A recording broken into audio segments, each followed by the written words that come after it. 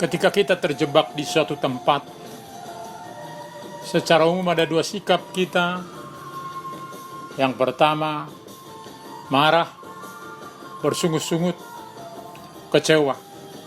Yang kedua, melakukan sesuatu aktivitas yang boleh memperbaiki situasi. Sikap marah akan menambah suasana tidak baik. Namun yang kedua, akan membuat kita boleh berbahagia dalam keadaan sulit tersebut. Selamat hari Minggu ke-23 setelah Trinitatis, Bapak, Ibu, Saudara-saudara, dan anak kami yang dikasihi Tuhan kita Yesus Kristus. Immanuel, mari kita berdoa. Damai sejahtera Allah yang melampaui segala akal akan memelihara hati dan pikiranmu dalam Kristus Yesus. Amin. Firman Tuhan di minggu ini tertulis dalam Yeremia 29 ayat 1-7. Beginilah bunyi surat yang dikirim oleh Nabi Yeremia dari Yerusalem kepada tua-tua di antara orang buangan, kepada imam-imam, kepada nabi-nabi, dan kepada seluruh rakyat yang telah diangkut ke dalam pembuangan oleh Nebukadnezar dari Yerusalem ke Babel. Itu terjadi sesudah Raja Yokhonya beserta Ibu Suri, pegawai-pegawai istana, pemuka-pemuka Yehuda dan Yerusalem, tukang dan pandai besi telah keluar dari Yerusalem. Surat itu dikirim dengan perantaran Elasa bin Safan dan Gemaria bin Hilkiah yang diutus oleh Zedekia, Raja Yehuda ke Babel, kepada Nebukadnezar, Raja Babel. Bunyinya, beginilah firman Tuhan semesta alam, Allah Israel, kepada semua orang buangan yang diangkut ke dalam pembuangan dari Yerusalem ke Babel. Dirikanlah rumah untuk kamu diami, buatlah kebun untuk kamu nikmati hasilnya. Ambillah istri untuk memperanakan anak laki-laki dan perempuan. Ambilkanlah istri bagi anakmu laki-laki dan carikanlah suami bagi anakmu perempuan, supaya mereka melahirkan anak laki-laki dan perempuan, agar di sana kamu bertambah banyak dan jangan berkurang. Usahakanlah kesejahteraan kota kemana kamu akan aku buang, dan berdoalah untuk kota itu kepada Tuhan, sebab kesejahteraannya adalah kesejahteraanmu. Berjauhan bukan berarti tak ada nasihat. Tuhan melalui Nabi Yeremia masih tetap memberi nasihat bagi bangsa Yehuda di pembuangan. Bila dikatakan omnipresent, Tuhan maha hadir di mana-mana, benarlah demikian. Ketika bangsa yang dikasihinya terbuang, Tuhan hadir di sana menyertai mereka. Bagaimanakah mereka sebagai bangsa yang terbuang? Apakah hanya berpangku tangan dan mengeluh? Atau berharap supaya sesegera mungkin pulang ke Yerusalem, lalu boleh berkarya di sana? Disinilah firman Tuhan bergema untuk mereka hidupi. Umat buangan jangan jadi salah mengerti sebagai buangan hanya berharap segera pulang, karena waktu pembuangan tidak singkat, namun masih lama. Aktivitas sehari-hari perlu dilakukan. Maka sangat perlu sekali bagaimana tetap berharap, bersemangat, bertahan, dan beraktivitas. Dengan surat Yeremia ini, maka nubuatan nabi palsu yang mengatakan bangsa Tuhan hanya sebentar terbuang dan Babel akan hancur tidak benar. Mendirikan rumah, membangun tempat tinggal, tempat berteduh, berlindung, beristirahat, serta tempat pendidikan anak-anak dan ibadah.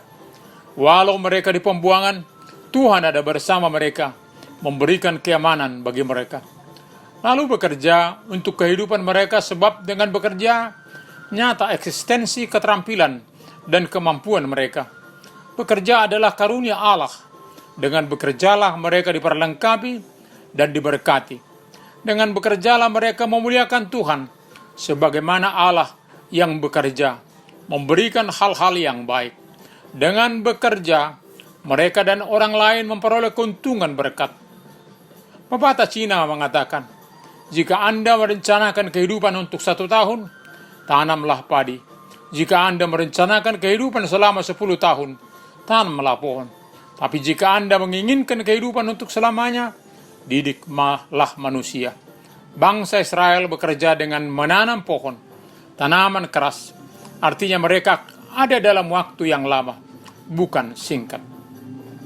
Di masa pandemi ini, banyak yang menunda pernikahan, acara adat. Walaupun setelah beberapa bulan, setelah belajar dari berbagai situasi, akhirnya boleh dilakukan.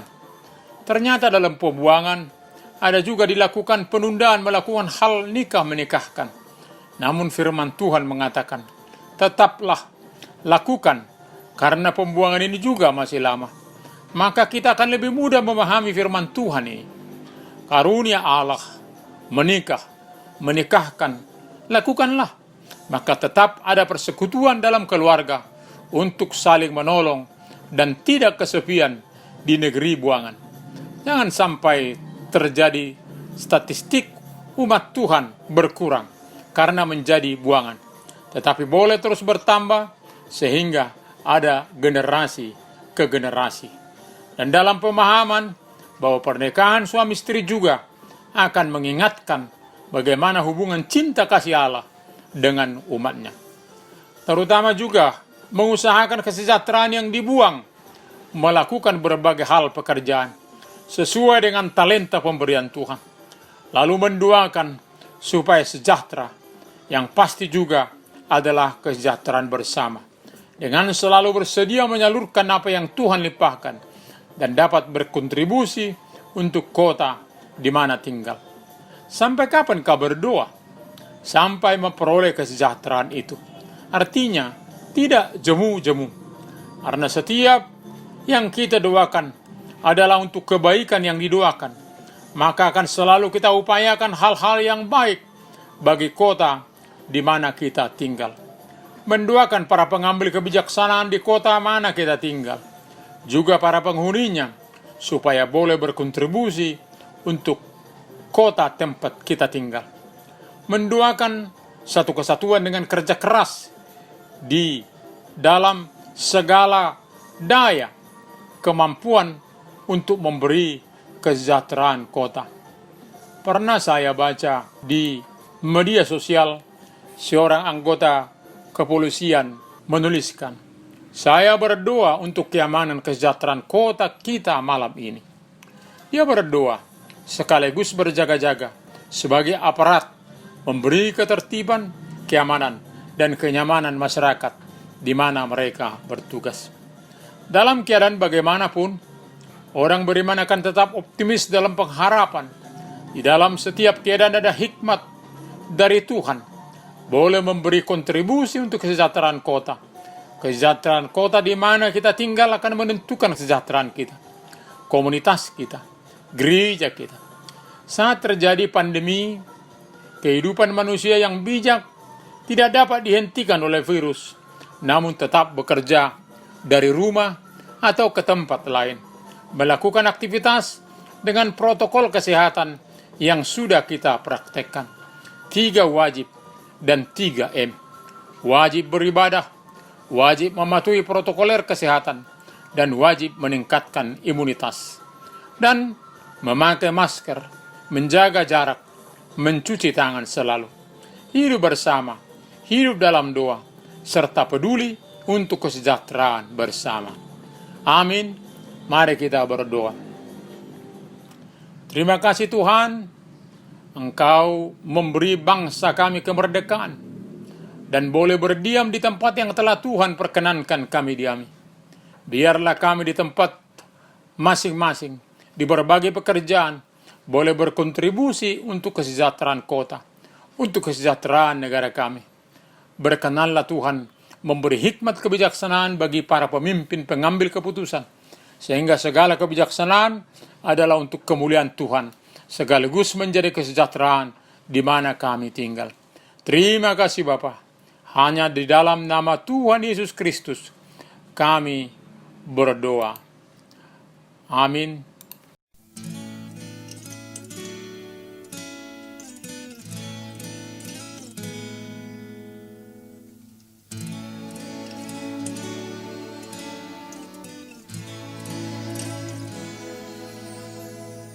Kami sujud di kaki kakimu, merendahkan diri, bersatu dengan tangismu bagi kota tercinta.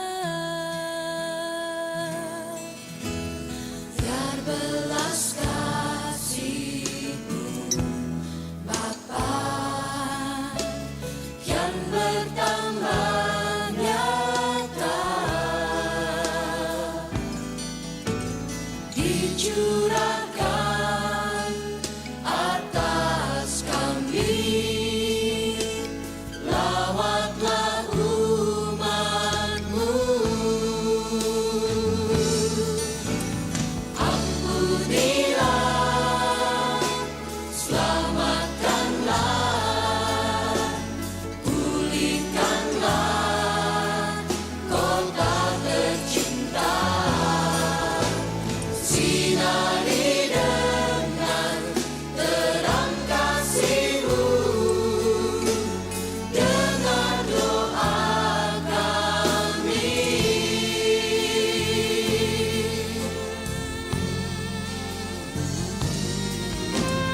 Kami sujud di kaki-Mu, menyembah-Mu, merendahkan diri,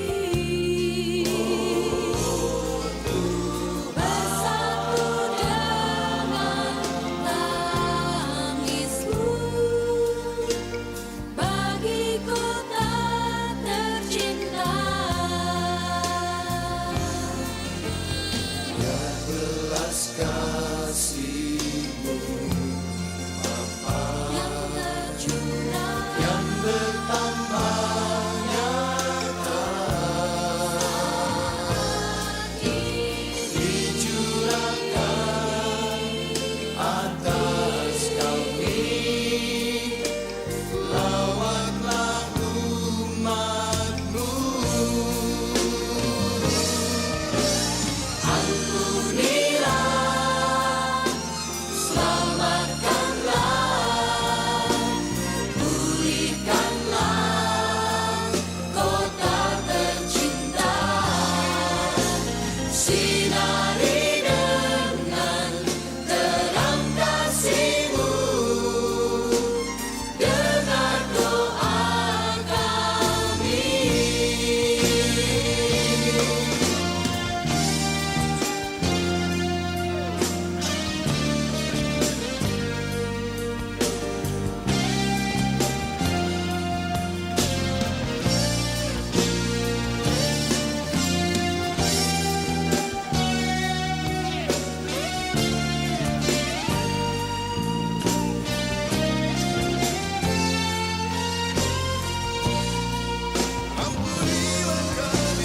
Ampunilah, selamatkanlah,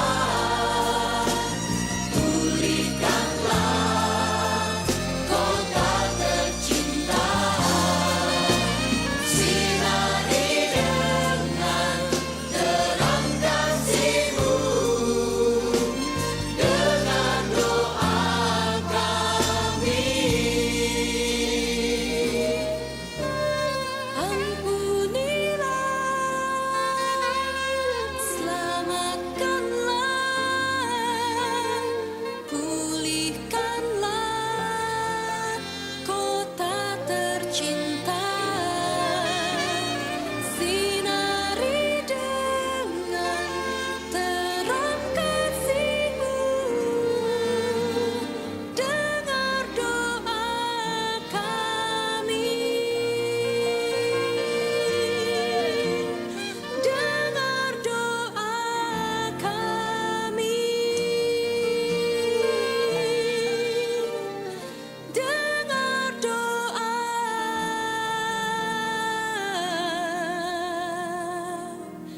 kami.